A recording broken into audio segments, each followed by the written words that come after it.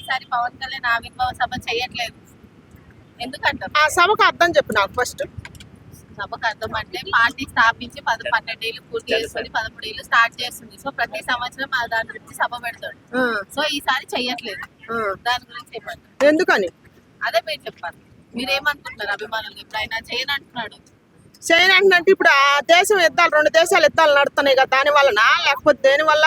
దానికి నాకు అర్థం చెప్తే నేను చెబుతా దానికి. సభ్యత్వం జరుగుతుంది కదా జనసేన పార్టీలో. సో అది డిస్టర్బ్ చేయడం ఇష్టం లేక నేను సభ చెయ్యట్లేదు, గ్రామాలలో చేసుకోండి అని అంటున్నాడు. దాని గురించి సభ పెడితేనే బాగుంటుంది కదా. సభ పెడితేనే పవన్ కళ్యాణ్ అన్న పార్టీ జనాలలోకి వెళ్ళుద్దిగా. చేయకపోతే ఎట్టో చెయ్యాల. పవన్ కళ్యాణ్ అన్న అభిమానిగా చెబుతాను నేను. గ్రామ స్థాయిలో పోవాలని అంటే ఆయన పెట్టాలి సభ.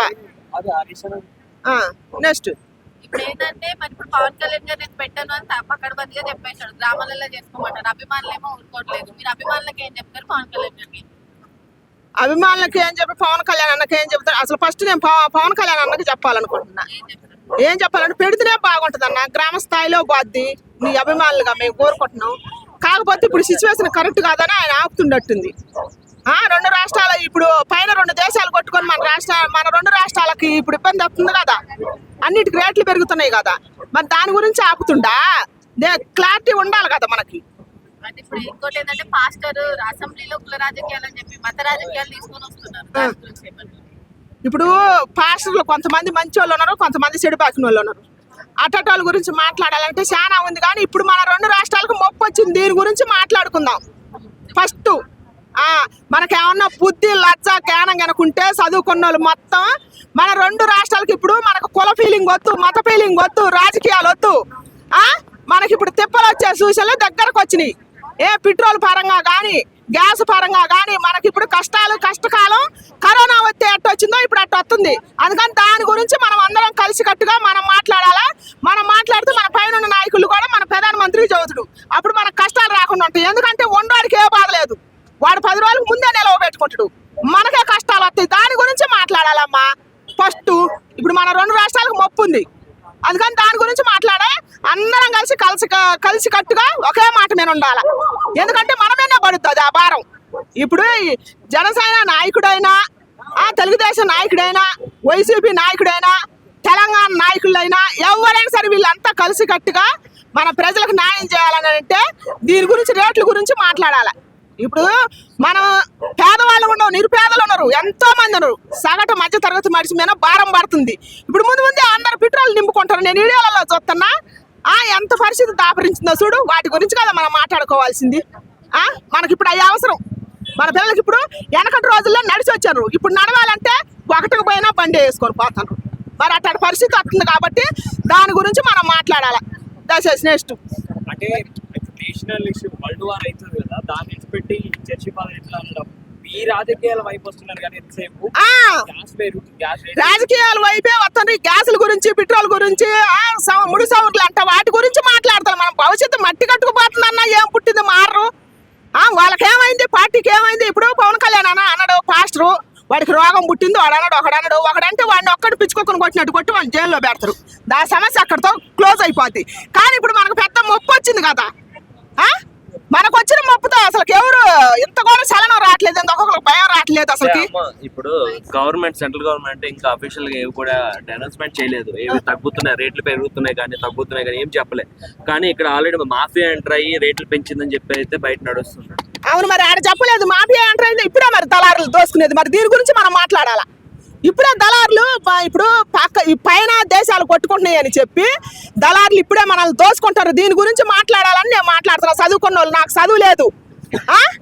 నేను ఊరు దాన్ని నేను మీకోసం మాట్లాడుతున్నా. ఇప్పుడు నేను ఊరు పోయాను, నేను కట్లపై మీద వండుకోగలుగుతా. మీరు వండుకోగలుగుతారా? మీ భవిష్యత్తులో ఏంది? గ్యాస్ కింద రేటు పెరిగింది, ఆడేన్నో కొట్టుకుంటారని ఇప్పటి నుంచి రేట్లు పెంచితే మరి మన భవిష్యత్తు ఏంది? దాని గురించి మాట్లాడరా? ఎవడో రాజకీయం గురించి వాడు తగ్గిండి పెత్తున్నాను, దాని గురించి పొద్దుగోలు మనం ఎందుకు మాట్లాడుకోవాలి? మన గురించి మనం మాట్లాడుకుందాం పట్టండి. ఇప్పుడు కష్టకాలం వచ్చింది, కరోనాలో ఎట్ట వచ్చిందో. ఇప్పుడు ఆ దేశాలు 2 దేశాలు కొట్టుకుంటున్నాయి అని చెప్పి మరి కేంద్ర మంత్రి ఆయన కేంద్ర ప్రధానమంత్రి ఆయన పెట్టలేదు కదా.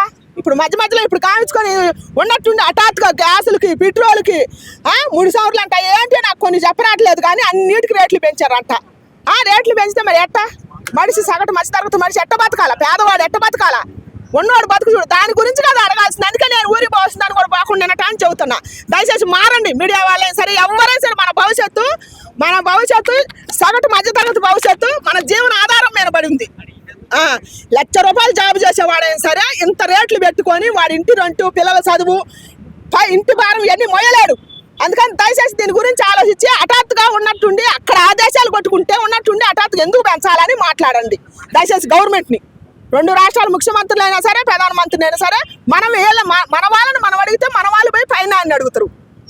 లేకపోతే మధ్య దళారులు చేస్తాను ఉన్నట్టుండి హఠాత్తుగా అంటే మరి 5 రోజుల ముందు గ్యాస్ అప్లై చేసుకోవాలంట. మరి మా సగటు మధ్య తరగతి మనిషి బతకలేస్తాడా? 2 రోజులు బుక్ చేసుకుంటే 2 రోజుల్లో ఇస్తామని చెప్పేసి మరి గ్యాస్ అంటే 1,500 అంట, 2,500 అంట, 4,000 అంటే ఇంకా పెంచుతూనే ఉంటారు. అప్పుడు మరి మనం ఇప్పుడు పెరిగిన రేట్లకే అతలాకుతలం అయిపోతుండ్రు సగటు మధ్య తరగతి మనిషి. ఇప్పుడే భార్యాభర్తల మధ్య పిల్లలు పెంచుకోలేక తగాదులు ఇడిపోతున్నారు.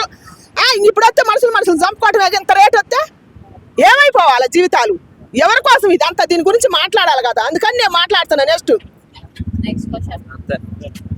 చెప్పేసి హాయ్ ఏపీలో మళ్ళీ కుల రాజకీయం మొదలవుతుంది అన్న టాక్ వస్తుంది. కుల రాజకీయం కోసం ఇప్పుడు మాట్లాడే తీరేటంటే ముందు పాస్ట్ని కొట్టాలి. ఎందుకంటే ఇప్పుడు ఐకమత్యంగా ఉన్నదాన్ని నువ్వు ఇది అది తల నరికేస్తారంటే ఎవరు నరికేస్తారు? నువ్వు తప్పు చేయకుండా ఉన్నావా? ఇప్పుడు పాస్ట్లో ఎంతమంది తప్పు చేయలేదండి? ఇప్పుడు పని చేయండి, ఇప్పుడు జనాలు వస్తారు, ముందు కానుకేయండి అంటారు కానీ లేదు మీరు మీకోసం దండం పెట్టుకుని అంటారా? లేదా మీకోసం ప్రార్థన చేసుకుని అంటారా? ముందు కానుకలు వేయండి అమ్మా, తర్వాత మాట్లాడదాం. ముందు కానుకలు వేయండి, డబ్బులు వేయండి, ఇదే అంటున్నారు. ఈ డబ్బులు అన్నది దేవుడు ఏంటంటే వాక్యాన్ని బోధించమన్నారు. నేను ఒక క్రిస్టియన్నే కానీ అంటే దేవుడు వాక్యాన్ని బోధించాలి కానీ నువ్వు డబ్బులు అడుగు లేదా అమ్మని కడుపు చేయడం చాలామంది చేశారు పాస్టర్లు. ఒకరు కదా, ఇద్దరు కదా, చాలామంది ఉన్నారు. పాస్టర్లు అన్నది ఒక రాజకీయం ఏంటంటే అదొక బిజినెస్. పాస్టర్లు అన్నది బిజినెస్. గుడి పెట్టడం, 10 మందిని పోగు చేయడం ఇవన్నీ వేస్ట్ మాటలు. కానీ ఏంటంటే ఇప్పుడు కాబోయే సీఎంని నువ్వు అనడం తప్పు కదా. ఒక తల నరికేస్తానంటే ఏం చేసాడని తల నరికేస్తావు? అమ్మాయిని గోకేయడం తల నరికేస్తావా? లేదా ఏం తప్పుగా మాట్లాడి గోకేస్తున్నాడా? లేదా నీ ఇప్పుడు మన గుళ్ళు ఉన్నాయి కదా, చర్చిలు గట్ట, అందులో చందా చేసి డబ్బులు అడిగాడా? ఎందుకు నరికేస్తావు తల? పాస్టర్ అన్నది బుద్ధి జ్ఞానం ఉండాలి. అన్నీ వెనక అనిపించాలంటే నువ్వు ఎందుకు అనాలండి? నీకు గడ్డి తినమంటే నువ్వు తింటావా? లేదా నీ బాత్రూమ్కి వెళ్ళి తినమంటే తింటావా? ఎందుకు అనాలి ఆ మాట? ఎందుకు ఇప్పుడు ఎవడో అన్నాడంటే నువ్వు వెళ్ళి అనేస్తావా? ఆయన ఎవరు? పవన్ కళ్యాణ్ అంటే ఆయన జెండా చూసి నువ్వు భయపడాలి. ఇంకా ఫ్యాన్స్ తెలియదు, లేకపోతే ఎక్కడున్నా పరిగెట్టించి కొడతారు. మరి దానికి భయమే కాదు అండి. వాయిస్ ఇచ్చినా ఎక్కడొచ్చినా ఆఖరి అండర్ గ్రౌండ్లో దాక్కుని లాక్కొచ్చి పెడతాం. తప్పుగా మాట్లాడకూడదు కదా ఏదైనా. తప్పుగా మాట్లాడి తప్పు. నువ్వు చేసేదే తప్పు. నువ్వు ఇప్పుడు మీ మిస్సెస్తో పడుకొని నువ్వు గుడికెళ్ళి బైబుల్ పట్టుకుంటావు, అది తప్పు కదా. అంటే నువ్వు చేసింది కరెక్ట్, ఉన్నామని తప్పు అన్నావు. అసలు ఆయన ఎందుకన్నా నువ్వు ఆ మాట పవన్ కళ్యాణ్ నరికేస్తాను తల? ఏం చేసాడని నరికేస్తావు? ఏం తప్పు చేసాడు నరికేస్తాడు? ఎన్ని సమాజ ధర్మం అంటే గుర్తుపెట్టుకో. ఇప్పుడు ఆయనకి నచ్చింది ఆయన ఏంటంటే ఇప్పుడు హిందువులు ఉన్నారు, సనాతన ధర్మం గుళ్ళు కొట్టొద్దు, ఎన్నో జరుగుతున్నాయి కదా, దానివల్ల అని ఉంటాడు. ఇప్పుడు క్రిస్టియన్ గుడికి వెళ్ళొద్దని చెప్పలేదు కదా, లేదా బైబిల్ పట్టుకొద్దని చెప్పలేదు కదా. ఏదేదో మాట్లాడితే బాగోదు కదండి. ఆయన ఏమన్నా సనాతన ధర్మం కాపాడతాం అన్నాడు. దాని అదేనండి ఇలాంటి వాళ్ళ వల్ల అండి. ఇలాంటి వాళ్ళని ముందు కాల్చి పాడేవాళ్ళు. ఇప్పుడు మన ఇప్పుడు మన వాళ్ళు అందరూ ఏంటండి, మన భారతదేశం అంటే ఏంటి? ఒక ముస్లిమ్స్ అన్న అంటాడు, క్రిస్టియన్ తమ్ముడు అంటాడు, ఒక హిందూ తమ్ముడు బామ్మది ఏదో పిలుచుకుంటున్నాం. మనం కలిసిమెలిసి ఉన్నాం. ఒక ఇల్లు కట్టాలంటే నలుగురు చెయ్యేస్తాను కదా ఇల్లు అవుతుంది. అదే నువ్వు ఒక్కడే కట్టమంటే కట్టుకోలేవు కదా. కుల రాజకీయం వద్దు మనకేంటే. మంచి రాజకీయం తేవాలంటే పవన్ కళ్యాణ్ పోరాడుతున్నాడు. అదే ఇప్పుడు అంతా ఏంటంటే ఇప్పుడు క్రిస్టియన్ వల్ల ఇంకా అయిపు రావాలని పాస్టర్లో రెచ్చగొడుతున్నారు అంతే. అందరూ మంచోళ్ళే. మరి జనాలు ఏంటంటే పాపం ఏంటంటే గొర్రెలు అటోళ్ళు, ఇటు వెళ్ళమంటే అటు వెళ్తారు. పవన్ కళ్యాణ్ ఏంటంటే కాపాడుతున్నాడు ఈ జనాలు అందరినీ. ఇలాంటి వాళ్ళందరూ కాల్చి పడేవాళ్ళు. అది మరి ఇప్పుడు ఆయన వెనక వైసీపీ ఉండి మాట్లాడిస్తుంది ఇవన్నీ కొన్ని టీడీపీ ఛానల్ కానీ జనసేన ఛానల్ ఏంటి ఇప్పుడు వైసీపీ అనిపించిందో లేదా ఆయన బాధతో అనిపించిందో లేకపోతే ఆయన పవన్ కళ్యాణ్ నేను ఇష్టం లేకుండా అనిపించిందో ఆయన శిక్ష పడుతుంది కదా. ఇప్పుడు ఎవరు అనిపించారో తెలిసిపోతారు రేపు పొద్దున. ఎంక్వైరీ చేస్తారు కదా, ఎంక్వైరీ చేయకుండా ఉండదు కదా. అప్పుడు ఆయన అనిపించాడు ఎవరు అనిపించాడు అందరూ బయటకు వస్తారు కదా. అంటే ఎందుకు మరి ఇట్లాంటి ఇష్యూస్ జరుగుతున్న ఇది కావాలండి. ఇప్పుడు నెక్స్ట్ వచ్చేది మళ్ళీ టీడీపీ జనసేన వస్తుందని కావాలని. ఇప్పుడు జనాలు కొట్టుకుంటే వీళ్ళకి ఆనందం. వీళ్ళకి కూడా ఎక్కడెక్కడ ఉంటే తెలిసిపోద్ది కదా, జనాలు అనకూడదు కదా ఆ మాట. అది అంటే ఇప్పుడు మరి ఇంత జరుగుతున్న జనసేన పార్టీ నుంచి ఎమ్మెల్యేలు కానీ ఎవరు ఎమ్మెల్సీ కానీ వచ్చి బయట ఎందుకు మాట్లాడట్లేదు అసలు సైలెంట్ ఏంటి ఇప్పుడు సైలెన్స్ నేను మొన్న చెప్పాను, సైలెన్స్ ఎంత భయంకరం ఉంటుందో మీకు తెలియదు. ఒకసారి వదిలితే అన్నీ ఉంటుంది. పవన్ కళ్యాణ్ మమ్మల్ని ఎందుకు ఆపుతున్నాడు? మనకేంటంటే ప్రశాంతమైన పరిస్థితులు కావాలి. జనాలు కొట్టుకోవద్దు, మనందరూ ఐకమత్యంగా ఉండాలనే కదా ఆయన బాధపడతాడు. ఇప్పుడు వదిలితే 5 నిమిషాలు పట్టదు, నువ్వు అంటే చాలు. ఆయన కాకితే కోఆపరేట్ని వెళ్తాం మేము. కానీ ఎందుకు అంటున్నాడు ఆయన, ఎందుకు ఆపుతున్నాడు? మనందరూ ఐకమత్యంగా ఉండాలి. హిందూ అన్నా, ముస్లిమ్స్, క్రిస్టియన్ అన్నా మనందరూ ఐకమత్యంగా ఉంటేనే కదా బాగుంటుందని ఆయన కోరుకుంటున్నాడు. ఇలాంటి పాస్టర్లందరినీ ఏరు పారేవాళ్ళు అసలు ఈ డబ్బులకి తీసుకొని అన్ని చేసిన వాళ్ళు. ఓకే మళ్ళీ వైసీపీ వాళ్ళు చూసి పవన్ కళ్యాణ్ భయపడ్డారు అని అంటున్నారు. పవన్ కళ్యాణ్ భయపడ్డాడు, ఇది భయపడ్డాడు, అన్ని చిల్లర మాటలండి. ఈ చిల్లర గాలితోటి మనం పట్టించుకోకూడదు. ఆయన ఎన్నన్నా ఓ లెక్క చేయడు తెలుసా పవన్ కళ్యాణ్. ఆయన ఓ దారి వెళ్తున్నాడు, ఎన్నో కుక్కలు అరితే ఉంటాయి, పట్టించుకోడు. వెళ్ళి దారే చూస్తాడు అంతేనా, వెళ్ళి దారి చూస్తాడు. ఇవన్నీ తర్వాత విషయం, అవన్నీ ఏరు పారేస్తాడు తర్వాత. ఓకేనా అది.